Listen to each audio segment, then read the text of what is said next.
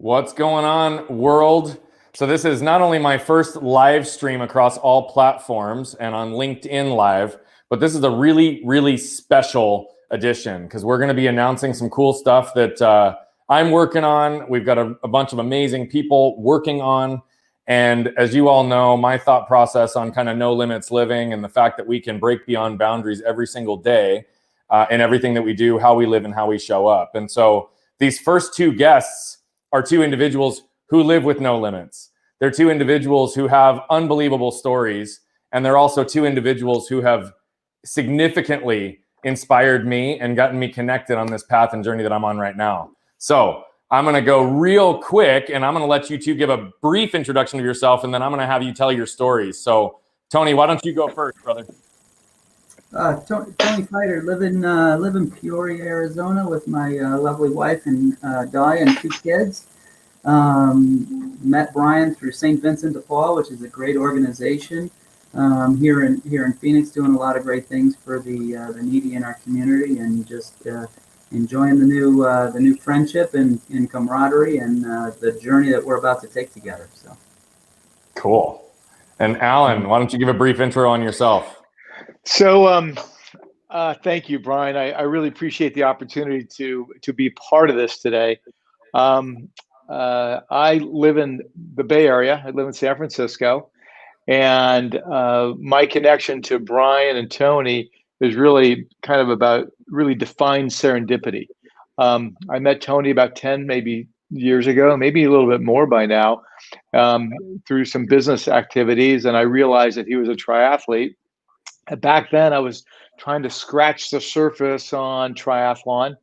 And at that time, I had been doing some open water swims. I had done an occasional run, but I really never put the package together. And then Tony and I just stayed in touch because of a real solid friendship. And with that, I through that whole process, I had been involved in an organization called the Challenged Athletes Foundation. And we're an organization that helps people accomplish their goals, fitness goals, through sport. But it's just not the everyday person that we help. We really focus on helping the physically challenged. So that can be people who are in wheelchairs, people who are blind, people who have had cancer, people who are going through a really unique and difficult experience. Yet we provide the platform for of fitness for these people to create a landscape for themselves. Personally, I was born with this crazy birth defect that forced my folks to amputate my lower right leg when I was 3 years old. It's really rare, happens about 1 every 70,000 kids. So I've had a prosthetic leg my whole life. And I really didn't find my real inner athlete till I was, in my 40s and participating in triathlon and meeting people like Tony. So that's a little bit about me, but that's kind of where I'm at today. Awesome. So we're going to go deeper on some of that stuff in just a few minutes, but appreciate you giving that kind of intro. Hey, Tony, I want to start with you giving a little bit of context on your journey, because you're insane, to say the least, and I love every bit of your insanity. But you are someone who absolutely pushes things to the limit, and probably to a way that even people who are high performers who do push the limit often are still like looking at you saying, Tony's crazy, because you define a whole new standard. But it wasn't always that way in every category of your life. And so I would love it if you could just give a little bit of context on your transformation, what happened. And as we were riding on Saturday, you gave a really amazing story as it related to how you started to get back into this physical world that you're in today. So if you wouldn't mind giving us some context, that'd be great. Yeah, you bet. So back in January of 2007, I got a call from my cousin, who frankly I've looked up to my entire childhood. And he said, Tony, hey, I'm coming to Phoenix in 2 weeks. I'd love to see you. And I hadn't seen him for probably 15 years. And I said, oh, that's great. I'd love to see you. What are you going to be doing? He said, well, I'm going to be doing the rock and roll full marathon. I'm like, oh, dang it. I said, that's always been on my bucket list to do a marathon. And he's like, oh, I didn't know you were a runner. I said, I'm not. It's just on my bucket list. I'd love to do one, just one. So he's like, all right, well, maybe you can train and we can do another one together, which would have been really cool. So I called him back the next day and I said, listen, this isn't sitting well with me. I think I want to try and do it. He said, okay, well, what's your training been? And I said, well, like 6 months ago, I ran on the treadmill for like 10 minutes and I felt really good. Like, I got this. He goes, you're an idiot. And I said, he's like, maybe you want to try the half and just hope you don't die because you have no physical fitness. I was overweight for my taste, no muscle tone, no training. I started out, I was, mid 30s, early 30s, had a career, had a wife, young kids, and just fitness just took a major backseat. So, here I go. And so I went out and I bought a couple of pairs of running shoes, and I went and muscled out the rock and roll half marathon in January of 2007. Almost died that day, but I finished it, and I was hooked. I'm like, listen, I need to, I have, don't have the greatest bloodlines from a health standpoint, so I better start taking care of myself now. And so that was kind of the start of my journey. So I ended up doing my first full marathon later that year in Grand Rapids, Michigan, with a dear friend of mine from high school, and I was hooked. So I went from a bucket list of one full marathon to 20 plus marathons, 20 plus half marathons, 50 some triathlons. And I just 2 weeks ago just competed in Ironman Florida, which is Ironman number 12 for me. So one of my goals as I started getting into this world was to compete in the Ironman World Championships in Hawaii, which some people have seen on TV. It's kind of the Super Bowl of our sport. So it's cool that they allow, age group athletes like us compete with the professionals on the same course at the same time. And so you can either be obscenely fast, or you can complete 12 of them and enter the legacy program, which I just qualified for two and a half weeks ago in Panama City Beach, Florida. So I have to do one more, which is going to be in April in the Woodlands, Texas, just outside of Houston. That will be, quote unquote, my validation race. After that, my next full distance Ironman will be the World Championship. So wow. Texas, Great. It's not just going to be another Ironman, but I have a great journey ahead with one of my newest dear friends. So, so for those of you that don't know the distances of Ironman, it's a 2.4 mile swim, followed by a 112 mile bike ride, followed by a full marathon, 26.2 miles. There are less than 400,000 people on the face of the planet that have finished an Ironman. And there's a number of people who have finished multiple times, but to get to the level that Tony is at, to do 12 and now almost 13 is no small feat. The training alone leading up to Ironman is just absolutely incredible. It's a huge time commitment. It's a huge mental and physical and emotional strain. And it can be a huge strain on family and business and all those things. And so, Tony operates at a high level in all of those categories. He's God, family, fitness, business, right? Almost in that order in most cases. And he often shows up 110% in everything he does. So I should have known this in the time that I was getting together with him and really having conversation, what I was about ready to do when I sent him a text in June that was totally ignorant on my part. I could have probably Googled this and saved myself a whole lot of heartache, but yeah, it was hook, line, and sinker. So I literally texted Tony and I said, hey, I'm contemplating doing a triathlon. And Tony, why don't you talk about what happened next? I said, this is how it starts. Next thing you know, you'll be doing a full distance Ironman yourself. It just takes one text and you are now on a slippery slope. And here we embark on our journey. Yeah. And so what actually happened, so that is what he said. But the other piece of it was, I think before he even said that, he said, meet me at the Arrowhead swimming pool in 2 weeks. No, hold up a second. This is how it really went down. So I called Brian, and he said, "Hey, I want to do the triathlon." I said, "That's great. We're in. I got coaches for you. I can help you with gear. I can help you with anything and everything you need for the sport." He said, "My only concern is the swim." And I said, "Well, that's a lot of people have a mental block with the swim and open water swimming and ocean swimming or lake swimming, and people, it's a fear." So he said, "My biggest fear is the swim." And I said, "Well, what's the concern?" And he said, "Well, my arm." And I said, "That sounds like an excuse to me." And Brian, like without pause, he's like, "I'm in. Like I'm in." And I said, "Listen, I got a swim coach. We're gonna go meet a swim coach." I called my swim coach, Chris, and I said, "Hey, listen, I got a guy. He's got an arm, but kind of not. It's like a toothpick sticking off his shoulder, but he's got an amazing drive and spirit about him. I want to bring him over for a swim lesson." He's like, "All right, let's bring him over. Let's see what he's got. I can work with it. We can, do drills, try and balance him out as best we can." So I scheduled it, and so we show up to the lesson, and Chris and I are in the pool, and we're like, "All right, Brian, let's swim across the pool all the way back. Let's see what we're starting with."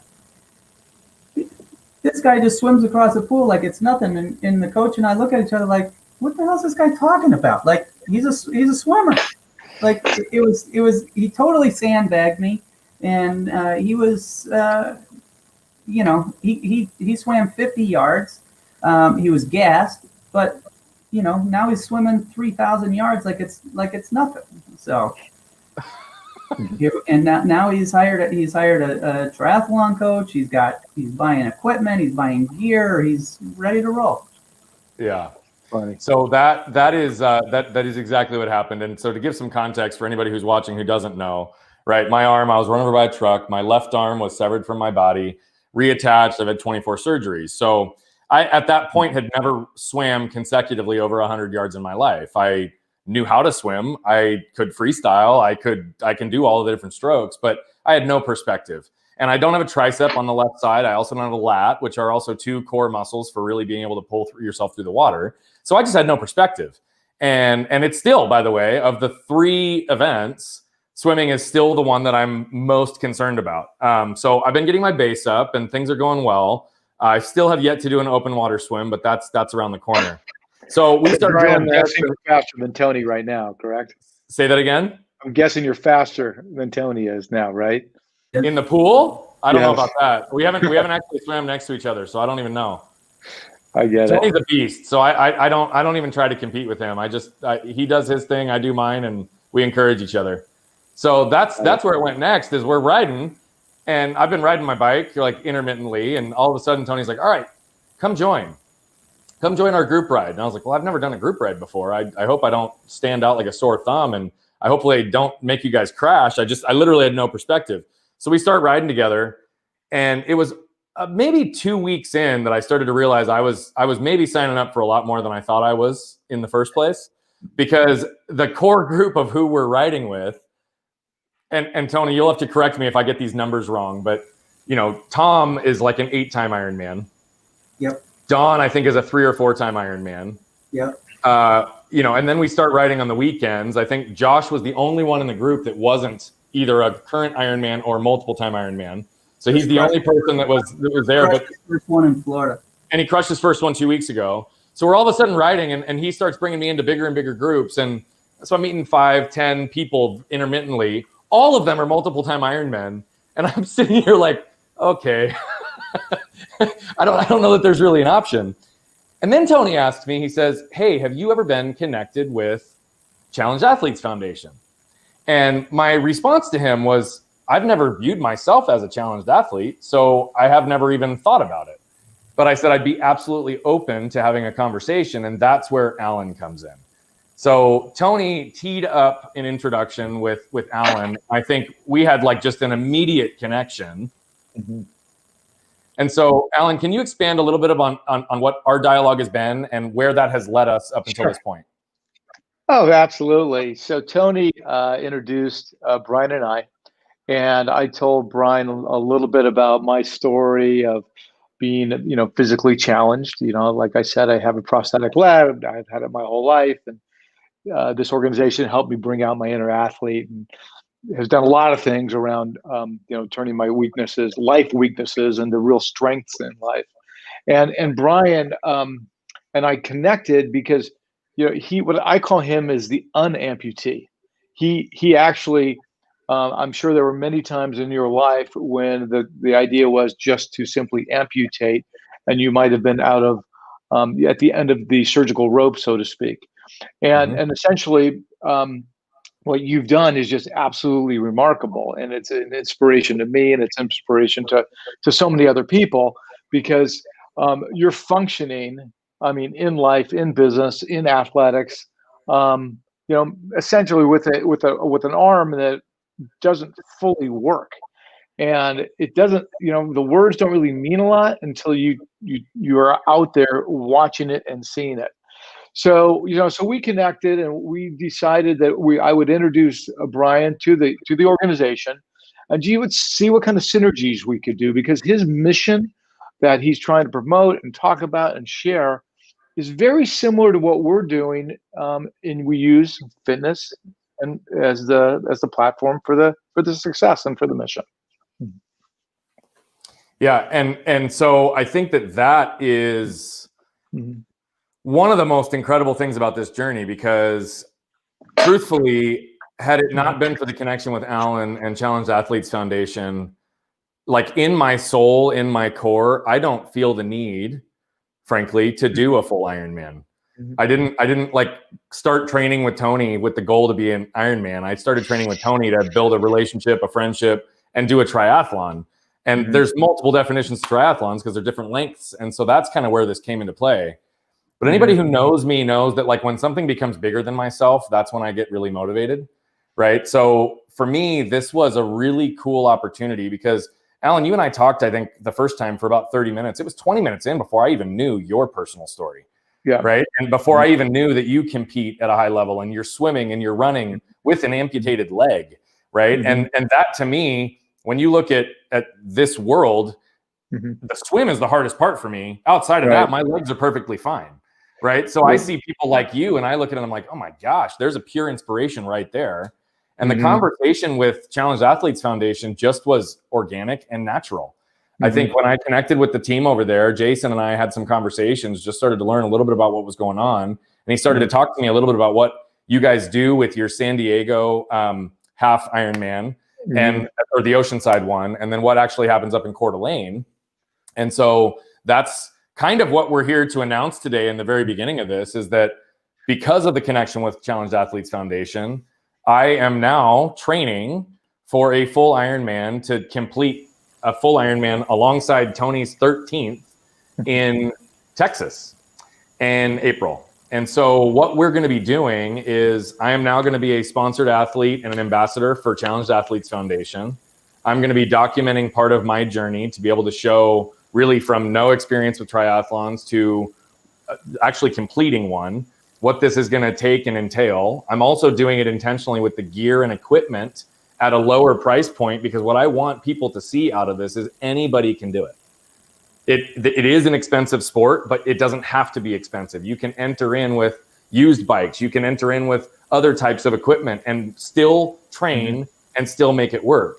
It's not about the physical ability. It's about the mental toughness. And that's what I think that this is going to be really interesting to look at. And I want to just be able to show Let me interject on that, Brian. That is what really draws me to the two of you guys, is you guys have this issue, but it's not an issue. Your mentality and your drive, and there's no excuses. I mean, it's just, look, I don't have any physical disabilities, and it's still hard, and you guys have them, and it's a non-issue. It's who you are, it's what you do, and there's no drop off. I mean, it's, I think what happens was, that's a really good point, Tony, because I mean, my takeaway from comments like that is that, you're dealt certain cards in life, right? I can't do anything about what happened to my leg, Brian and his arm.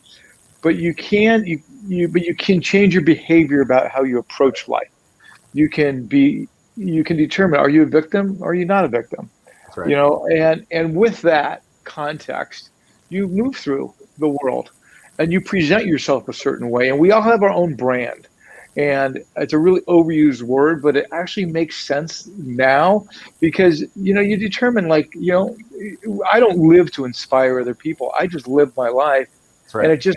And I just happened to hear, hey, you inspire me. And Brian, I'm sure, is the same way. And frankly, Tony, you are in the same way for a whole different set of reasons. But you put yourself in that position of just trying and being and doing your best. I mean, good stuff's going to happen. It's just that simple. Yeah, it's a great life. It's a great life lesson for those that, whether disabilities or no disabilities. Yeah. Everyone has issues. Everybody has stuff to contend with, and it's your mental approach and your spirit on how you attack things. And you can either let things hold you back. You can worry about things that don't need to be worried about. You can let stuff that aren't barriers become barriers, and to be around you guys to watch that there are no barriers when there's legitimate excuses that most people frankly would use justifiably. You guys choose not to, and that's pretty dang cool. Yeah. Well, thank you, Tony. I mean, I've said for a long time, perspective points us to what's important. And I think I learned a long time ago not to get stuck by what had happened to me, but instead get moved by what I could do with it. Right. I never wanted to be defined by the boundaries that other people placed on me because of the lens they were viewing the world through. And I wanted to live my life based on my terms and really demonstrate that, like, this is just something that happened to me. It doesn't define me. And that's how I've lived my life. What's interesting, though, Alan, and you said it a second ago, I've never done what I do for the purpose of inspiring other people until recently, as I've committed on this journey. And now what I've realized is the power of the story and the power of the way that I live and the power of the way that I am and the fact that it can be inspirational. But I'll tell you, signing off on this Ironman to compete on behalf of CAF and to know that, particularly if I do Coeur d'Alene right after that, which they're strongly asking me to consider, I will be the least inspirational person out there, right? They've already made it very, very clear that there's a whole lot of adaptive athletes that are going to be in the field in that event. And so no matter what, I'm going to fly to Coeur d'Alene in May of next year, June of next year, whenever it is, to be a part of it and witness it and observe it. Whether or not I compete in it is a whole nother thing. But what I wanted to do as well is just make sure that, as I'm representing this organization, as I'm trying to show and live my life in a way to let people know that they can live their life beyond limits, what I also want to do is make sure that we're impacting lives as a result of it. So outside of just the story, what we're going to be putting together, and there'll be more information on this that will be distributed over the coming weeks, once the registration is set up, once the site is set up, but we're going to be actually doing a fundraising effort through the Brian Bogert companies, through my efforts, through everything that we're taking place, because when I compete in this event, it's going to be a fun thing for me to do. It's going to be a fun thing for me to accomplish, but I want everything I do to be focused on impact. And so that's where we're at right now. The one thing, Brian, that you don't know because you're at the beginning of the journey is there's going to be early mornings, there's going to be late nights, you're going to be tired. The balance between training and family and work is going to be a constant challenge. But what you're starting to realize is you're entering into the triathlon community that, frankly, is just full of amazing and inspirational people. I mean, the friendships that I've developed they're lifelong friends. Even if I never do another triathlon or never go on another training ride, I have lifelong friends that I've developed here, and it's coming your way. I mean, these people that you've met, you're going to be around them for a long, long time. So I call it it's a self-selecting group. Right? Yeah, I mean, just because you put yourself in that pool, not only are they great athletes. I mean, that's part of that's sort of the given part. And I say great because anybody who finishes, I think, a triathlon, whether it be an Ironman, an Olympic distance, or a full, is a great athlete. I mean, let's not kid ourselves. It's a bubble. Then you get to the Ironman, then it's the bubble inside of 3 different bubbles.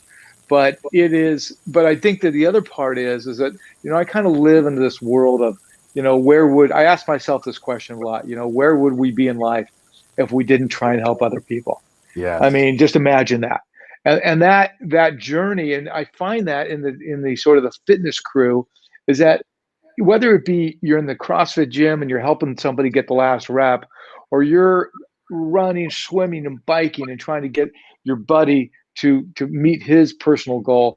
I mean, you are out there trying to make, frankly, as corny as it sounds, you're making the world a better place, because accomplishing goals, whatever those goals are, is a good thing. Yeah, I completely agree with that. And, I'm happy that you brought that up, Tony, because I'll tell you that's been one of the most inspirational things for me, watching you train for this last event, watching Josh train for this last event, watching you guys and the community that has surrounded you. I mean, it was moving to me. And then to find out, a few days before you were getting ready to leave, that there was a number of the folks that had already planned to come out, fly out, be with you, root you on, support you, surprise you. And then the day before, I think the day you left, actually, I'm in the pool. And as I mentioned the other day, Chris waved me down. I wasn't expecting him to be there. And all of a sudden, I swim a few more laps. And then he's like, "Hey, Brian." I was like, "Oh, man, I didn't even see you." Well, Chris is in there. He's swimming 1,500 yards. And he goes, "Oh, yeah. Oh, Josh is somebody I've worked with for a long time. He's a good buddy. Tony's a good buddy. Oh, I signed up for the Ironman a month ago. What could go wrong?" And he literally flew out and surprised you guys and competed alongside you. And just to be there to support both of you, that's moving to me. So I'm really grateful, Tony, for you bringing me into this mix, for introducing me to Alan, and where we're at right now, because this is going to be a fun journey and it's just beginning. Yeah, like I said, the community and the family. I've really tried to do my different races at a different race venue. I did a bunch here in Arizona, but I've really tried to go to different places. And so last year I had a scenario where I was doing two of them fairly close together. One was in Wisconsin, one was in Maryland. And I asked my kids, I said, "Do you want to go to the one in Maryland or do you want to go to the one in Wisconsin?" And both of them, without hesitation, like that, we've been at every single one of these. We want to be at both. And I'm like, that's I mean, my wife Dahlia, my daughter Avery, my son Sam, my nephew Jake, who sits in the next office over. I mean, they've been at every one of them. And I mean, when last year when I was burnt out and tired, I was only at number 9. I was like ready to quit, and they're like, "Oh, number 9. You're not quitting." Like, and what's funny is a lesson. I was ready. I was so tired. I was burnt out because it's so much. And I said, I think I'm done. I think I'm tired. I'm tired. I'm done. I just, it's too much. And my wife's like, "I'll support you whatever you want to do." And my daughter came down like, "What are you guys talking about?" And I said, "Well, I think I'm going to retire from Ironman." She goes, "You mean after Kona?" I said, "Well, all right, you're right, you're right." She's like, "You're not quitting." I'm like, "All right." Incredible. My son came down a little bit later. He's like, "You're not quitting." So I'm like, you know what? I guess I'm not quitting. Yeah, there you go. That's the community. I mean, that's what I'm blessed with. Is look, it ain't always easy. It's it's not all the finishing shoot celebration. It's the early mornings, late nights. It's I'm exhausted. It's it's all that, and my friends and my family. It's just that's what makes it special. Yeah. Well, here's the thing. I don't think that anything in life is worthwhile, or that is worthwhile, is easy. I think that everything in life that has any kind of deep meaning to it, there's an element of challenge, an element of discomfort, an element of we have to push ourselves outside of our comfort zone. And so I think that's incredible.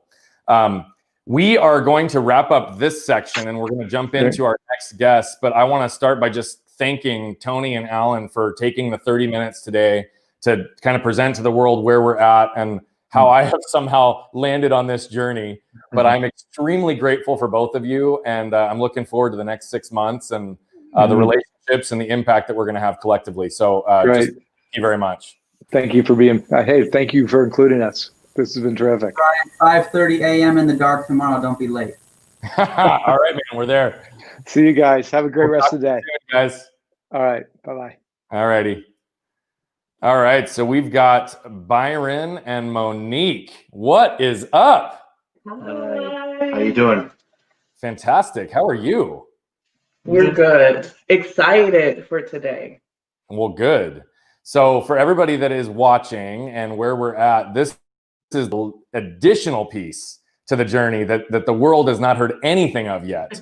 There have been some people who've learned that I'm doing an Ironman. There have been some people who've learned that I'm doing it on behalf of Challenged Athletes Foundation, but they do not know this portion of the journey.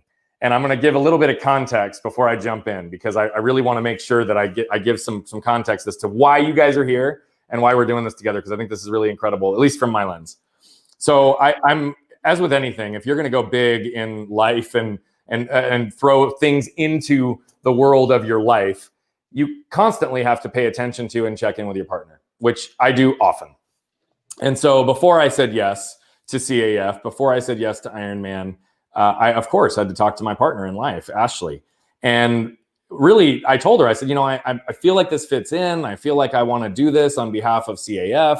I feel like I want to document the journey for myself, because I want people to know, based on how I live, that they can live with no limits. And physical, mental, emotional, spiritual, whatever those blocks are, like, we can remove them. We can overcome them. We can compete at a high level. And anybody who knows my wife is going to appreciate that she just has always challenged me and kept me on my toes. And so she was like, okay, well, that's cool, but who cares? Right? And she literally was like, who cares? And I was like, well, what do you mean, who cares? She said, anybody who knows you, Brian, is going to know that, like, you're going to set your mind to something and you're going to do it. So that's great. And I don't say that, by the way, to the world to impress. I say that because my wife is like, of course you're going to do an Ironman. And she didn't even think twice about it. But she said, you know what would be really cool is if we're really trying to show that anybody can do these things, anybody can live with no limits, anybody can get to the next level of what they want to do, why don't you bring somebody along the journey with you? And so I really started thinking a lot about, what does that look like? Who might it be? What's the dynamic of the individual or individuals that I might work with? And as I was reflecting on my life and the people in it, and I was watching what Monique has been doing externally, I'm gonna call this out, Monique, right out of the gate, right? She's been on this fitness and health journey for the last 6 months. She's lost 50 pounds, and she's now continuing on an even more aggressive path, because she is trying to get back control of her life, her health, and a whole bunch of other things. And so I called her. And Monique, why don't you jump in from there and give a little context as to what happened next? Well, first of all, anytime you call me, I'm always very excited but nervous too, because I already know something is coming down the pipeline. So I get this call from you, and we're first just catching up because we're great friends and we love each other. But then you hit me with a whammy, and you're like, "Hey, I'm really proud of you. You buttered me up. I'm watching your journey. I think you can do anything." And I'm like, yeah, totally, I can. And he's like, "You should do a triathlon." I was like, absolutely not. Never in life would I do this. And I will tell you why. And everyone watching, I am deathly afraid of swimming. And when I say, like, I'm afraid, like, talking about it now, like, has my hands shaking. I'm that afraid of water. And I was like, no, B, like, I can't do that. And I am a mother. I am married. I'm like, I don't have the time. I'm starting a business. There's just no way, like, this can happen. And so you're like, think about it. And I was like, yeah, okay, sure. I'll think about it. I'll talk to Byron about it. And I was like, yeah, he's been riding his bike a lot lately. I'm sure he'll, like, really want me to do this. And you're like, oh, okay. Yeah, talk to Byron and I'll get back to you. What is it, like 2 minutes later? It's 2 minutes later, and I'm getting a text message from Byron like, "Oh, so we're doing a triathlon?" I'm like, what are you talking about? No, we're not. But that's just kind of the energy you have, like, in our life too, Brian. Like, you present something, and we always think it's impossible, and then you make us realize it's very possible. And so some kind of way we have committed to this as a couple to do this journey together. And I think it's going to be powerful, not just for our marriage, but for our friendship within our marriage. We've known each other since we've been 15 and 16. And we've never done anything together like this. So I can't wait to see like what happens during this time. So it's not just a triathlon, right? We're doing, what else are we doing? So we are also going through a very profound emotional coaching journey as well. And really just like uncovering a lot of the root to our fears and a lot of reasons why we are not able to get past some points in life, and some goals that we have set for ourselves in life, that have kind of stopped us because of fear, our own thoughts, our emotional or family traumas. And so we are going through weekly sessions with you. And you call them coaching, but me as a clinician, I call them therapy. They're my weekly therapy sessions with you. And that has been bigger than me learning going on the path to learn how to swim. Those coaching sessions have been transformative. Thank you. Truly. Thank you. Yeah. So for everybody watching, the reason that was the carrot I dangled, right? Like it wasn't, hey, Mo and Byron, like, let's do this triathlon, but I just want you to do it. And I'm just going to challenge you to do it. I looked at this as an opportunity to go really deep with two people that I adore, I love, and who are just unbelievable human beings.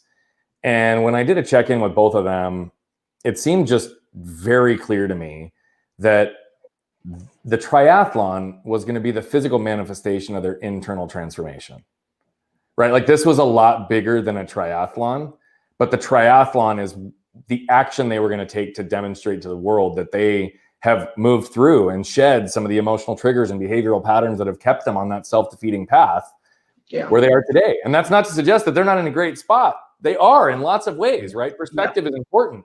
But that said, I think both of you articulated to me that you're not where you want to be. Right. You both articulated to me that you feel stuck. You both articulated to me that you feel like you're not reaching your potential. And so that was what I looked at on, okay, if we're going to do this and we're going to do this right, let's go in all the way.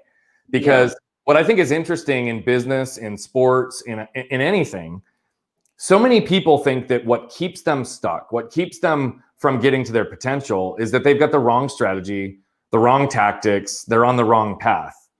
And what I've learned in all of my time of not just my life, but in the coaching that I've been doing over the last 5.5 years in the speaking is so often, I think what actually keeps people stuck are things that they don't actually see, are things that are emotional triggers that are deeply ingrained, that often present themselves in ways that we don't even connect to the root source. We just connect to whatever happens in the moment. So if Byron loads the dishwasher wrong and Monique snaps at him, it probably has nothing to do with the dishwasher, right? But in that particular case, like it doesn't translate well for the relationship. It doesn't translate well for you. So would you both, and Mo, I love that you introed and you started this. Byron, I'm going to put you on the spot because I know that you are quiet. You don't like to talk. And you probably said to Mo before this, you were like, Mo, you just run this whole thing. I'll just show up on camera. I have a feeling you've already said that. So I'm gonna challenge you to give your context. What got you interested in doing this? My interest was the thought that, and to know that it's bigger than me. Like it's bigger than what I have going on, bigger than what my wife has going on, bigger than us as a whole, and to learn and to do something that impacts so many people who wouldn't want to be a part of that. I'm not saying that I'm the great at what I'm doing. However, if I can take a path to get me there, that someone else can see and it'd be a positive movement, then I'm with it. I'm all for it. And when you called, it was like I didn't really give too many thoughts about it. I was like, yeah, let's do it. And when I called Monique, she was like, what do you mean? I was like, yeah, just let's do it. I mean, why not? It's just something that for me is my thought and my time in my life is that I have to leave something that someone would know me, my legacy, or what I want someone to remember me by. And this is something that I believe that will do that, at least to start it. So I love it. I love it. So Mo, you were a little hesitant at first, right? And A little. I mean, I'm just gonna, I've been downplaying it a little bit. Yeah, you literally were like, hell no, I think is what you said. But Yeah. Byron obviously helped motivate. So what turned the corner though for you? Like what made you decide to jump in? My girls, for sure. Gosh, Brian, I'm a crier. I'm trying so hard not to. We have two beautiful little miracle babies. Literally, they're miracles. And I just want them to not only hear my words, but see my actions. That I believe that I am capable of doing something bigger and conquering a fear. Every time we go to the pool or we go to the beach, Byron's with the girls, and I'm like, I'll see you guys in a bit, And they're always like, Mom, come. I want to have that moment where I show them, like, you can literally get past any type of fear that you have. And I'm also, like Byron said, like in this place in my life where, we're in the middle of a pandemic, and I'm just realizing what's important, and I'm prioritizing things differently. And I'm just really ready to take my body and my mind and my family to like a level that we are not even like capable of like creating in our minds yet, So it's literally like putting the cart before the horse. Like, we know something big is going to happen, and that this is going to like lead our family down a path of greatness. We can't see what that looks like yet, but we feel it. And I go a lot off of my gut and faith in God. I trust you. I trust this process. And so I just know, I knew that I had to do it, especially once Byron was like, we need to do this. Not that we want to, like, he was like, we need to do this.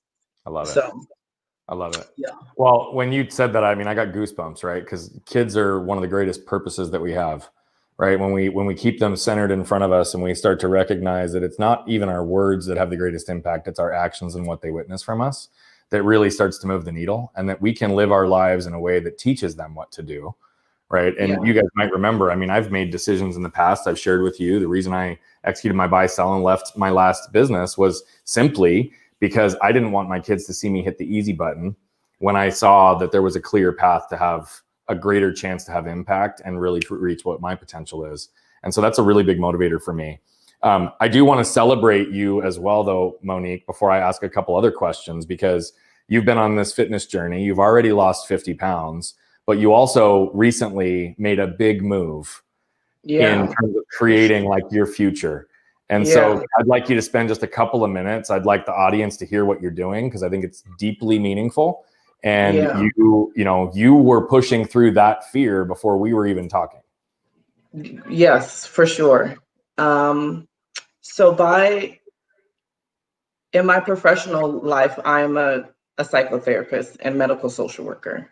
And I always thought that my mecca in my career was working for the company that I work for now. It's an amazing company, a wonderful hospital. And I climbed the ladder very fast and became a coordinator and was doing amazing, doing great work, great work, changing lives. But there's just something that just kept pulling at me. In the past few years, there has been just a lot of turmoil in our country, especially in the Black community. And so many of my patients that would call were Black women that wanted to speak to a Black therapist. And in the role that I was in, I could not serve them because that wasn't my position. I was a coordinator. And I just kept being pulled in that direction. And so again, Byron and I talked to a few of my mentors as well that took the leap, and they were like, we don't even understand why you haven't done this already. So I recently scaled my hours down drastically at work. and started my own private practice for servicing the Black community, with emphasis on Black women and their roles and their journey to and through motherhood. So the practice is called Journey to Genesis, and my two daughters are named Genesis and Journey because Byron and I went through a really tough road to motherhood and parenthood, which I will, not dive that deep in today, but it was a very meaningful and powerful journey for the two of us. And so when we thought about naming the business, it just literally clicked. And I feel like becoming a mother was my genesis to my next stage in life. And so I'm not surprised that I said yes to this because of them, truly. Yeah. So just in case there's anybody that's watching today that fits the audience that you're trying to serve, where can people find you? Yeah. So if you live in the state of California, anywhere in the state of California, and looking for mental health services, even though I have a emphasis on the Black community, I reserve 50% of my slots for Black women. However, I do service other communities of color, and males as well. They can find me at journey2genesis.com, or they can email me at journeytogenesis@gmail.com as well, or they can find me online at Journey to Genesis on my Instagram handle. Awesome. I love it. Thank you for sharing that. Thank you. So we, what I haven't announced yet, but I think is really cool, and Byron, you kind of alluded to it because it's something bigger than yourself. What we're doing through this is we're actually going to be creating a pseudo documentary through the process of transformation for both Byron and Monique. And it's going to include portions of my journey as well. And we're going to have snippets of that are going to be released intermittently over the next 6 months. And at the end of it, we're probably going to have a watch party once we've got our content folks that actually bring it together and produce it into a long form deal. So Byron and Monique have been doing almost daily video journals to really just kind of capture where they're at in the process. We're announcing it today, but we've actually been doing this now for close to a month. Yeah. And so I guess I would just ask and feel free to share whatever you desire today, but what has been maybe one key takeaway for each one of you so far in starting this process? I think for me, our sessions have brought up things that I would never have thought that would be a trigger. And it makes me realize that the way that I am, that there's the ability to change the way that I am, or remap how I think about things or approach a situation. And also brings for me, it brings the now, the present, and then the future of where I want to go and what I want people to see. And that's kind of the start of everything. So it's very deep. It's very deep. And I think that the training is just gonna massage it out for us, or for me at least, and all the things that actually come to surface. Because there's a lot of stuff that I've just thought about, and just, it's crazy how just a conversation will bring that up. So I'm very grateful for that, though. Well, cool. Byron, I have to give you credit, though, before Mo answers. I know you say that you've thought a lot and you've done these things, but you've actually already started to take action on changes. And so, I think it's, I gracefully receive the thank you, but truthfully, you're the one doing the work, brother. I'm here as just a vehicle to ask the right questions and help you see yourself more clearly. And as you've done that, you're starting to turn in and create the actions that are necessary for you to actually have not just one-time change, but sustained change in your life. And so I just have to give you credit because, brother, you're working your butt off on this right now, and I'm really proud of you. Thank you. So Mo, what's an aha for you so far? Like, what's one big takeaway for you in the last month? There's so many. There's been some pretty profound ones for sure in sessions together. There are two, and I'll make them very short. The first one is just how much the power of me and Byron's friendship is and relationship is. There was one session where I was talking to you about how terrified I was of the swim portion and how I had watched a video of the start of a triathlon, and I had told Byron, I was like, I'm not going to do it. I'm going to tell Byron I can't do it. I literally was in tears, and I was like, there's no way that I could do that. And then I saw that there's some triathlons where the men and women start separate, and I thought in my mind, like, me and Byron were going to be swimming together. Byron's an amazing swimmer, very strong swimmer. And in the back of my mind, I just kept telling myself, no matter what, Byron's going to not let me drown. Like, he is going to drag me through the swim. He literally would probably swim with me on his back, like, if he had to. And so I remember you saying, like, you can't put that type of pressure on your partner. But then, which is a bigger piece of it, but in that moment, I just realized, like, how much I trusted him. Yeah. And how much, like, how profound our relationship and friendship was, that I literally trusted him with my life. Yeah. Like, with my life. And so this process has been an aha moment for us, because like I said, we've been together since we were 16. We've been together more than half of our lives, literally. And sometimes you get to a place in your relationship, in your marriage, where things, you don't know if you trust each other anymore, or, if the person you're looking at is the same person. But this has made me realize that the foundation and the root of our relationship is still very much there. Can I jump on what you just said real quick before you give your second one? I think what's really, really important is, I know you quickly mentioned that I made the comment, like, you can't put that kind of pressure on your partner. But I think the reality of it is what we were also getting at there, if you don't mind me expanding on it just a little bit, is that I think oftentimes we can forget the connection, the trust, and the loyalty that we have with our partner in life, right? Yeah. We can go through life in a way where, we live in a way that we guard ourselves, we protect ourselves, we don't allow ourselves to be vulnerable. But what the lesson was in that for me is that when you went to it where you're like, look, I am terrified, but no matter what, Byron's going to get me through this.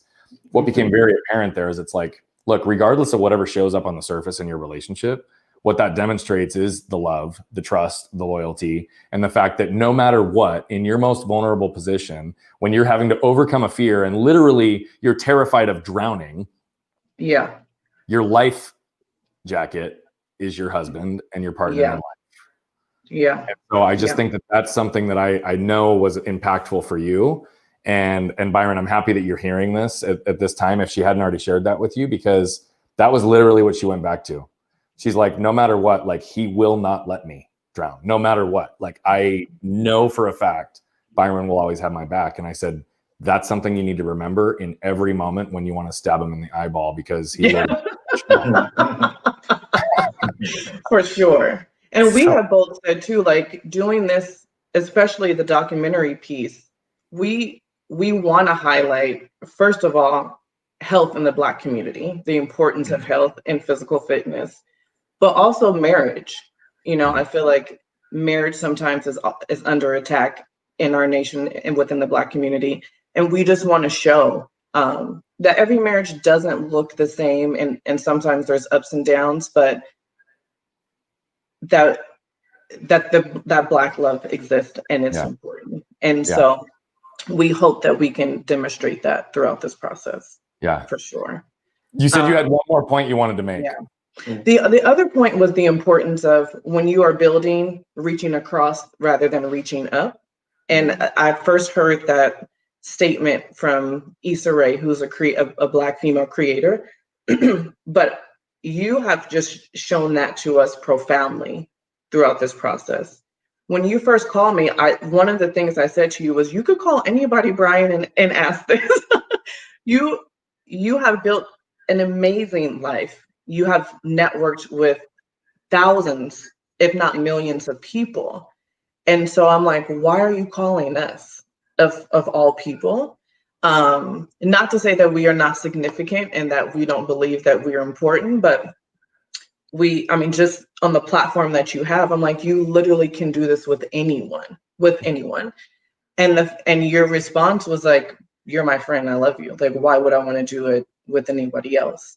And so at that moment, it just cemented the fact that it's so important to reach across, right? And to like build with people that you can touch. And also, you know, people that are maybe sometimes outside of your reach, but you literally are, while you're reaching across, are pulling us up. And so we are now able to do the same things. We have encouraged some of our family members to be physically fit now and get on a health journey.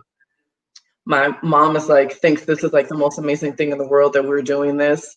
And she's like, I don't know if she thinks we're going to be like local celebrities or something. I'm like, I don't think we're going to be that amazing, but it's just, when you reach across, you change lives in an even more profound way. And so we both just love you so much for that, and including us in this journey and trusting us with this, because we know this is your baby. And we are just excited to build with you, truly. Well, you gave me chills multiple times throughout listening to that, and the honor is all mine. It's a no-brainer for me working with the two of you, because I know what you're capable of. I know the potential that lies within, and I know that that's untapped. And I only know that because I love you, because I've spent time with you.